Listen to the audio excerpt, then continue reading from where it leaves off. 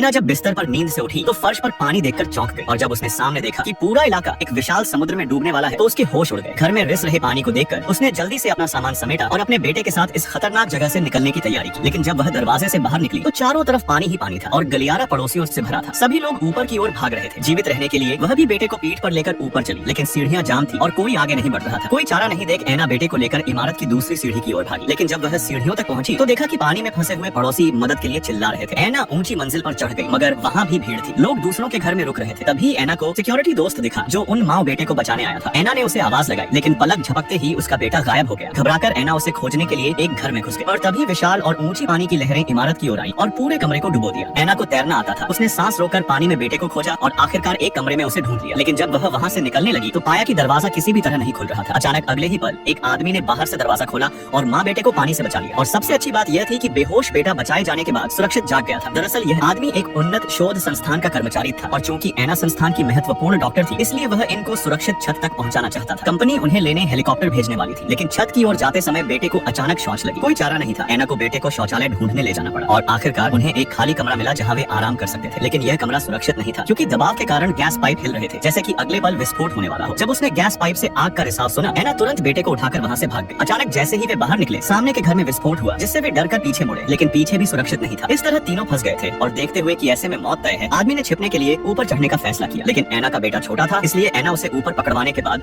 घबराहट में पानी में गिर गई थी। सौभाग्य से उसे एक प्लास्टिक बोर्ड मिल गया और वह तैरने में कामयाब रही। अब उसे बस सीढ़ियां चढ़कर बेटे तक पहुंचना था। तभी लिफ्ट से एक लड़की की मदद की आवाज आई। ऐना चुप नहीं बैठ सकती थी इसलिए वह उपकरण लेने ऊपर गई और फिर जल्दी से सीढ़ियों पर लौटी। लेकिन अब पानी का स्तर पहले से ज्यादा ऊंचा हो गया था और भी डरावनी बात यह थी कि अब लिफ्ट से कोई आवाज नहीं आ रही थी। ये समझकर कि लड़की सी अब नहीं रही ऐना अपने बेटे के पास वापस ऊपर चली गई। लेकिन तभी उन्होंने देखा कि एक बहुत ऊंची लहर उनकी इमारत की ओर बढ़ रही थी, जिससे वे इतने डर गए कि जल्दी से सीढ़ियों की ओर भागे। जितना संभव हो सके ऊंची मंजिल पर भागने की कोशिश की और फिर बिना किसी खतरे के इमारत की छत पर पहुंच गए। लेकिन जब उन्होंने छत का दरवाजा खोला तो बचाव कर्मियों ने बिना कुछ कहे लड़के के बाल मुंडवा दिए और जबरन उसके बेटे को वापस ले गए, क्योंकि लड़का ऐना का जैविक बेटा नहीं था बल्कि संस्थान द्वारा विकसित किया गया एक नया मानव था जिसकी रक्षा करने में ऐना असफल हो गई थी।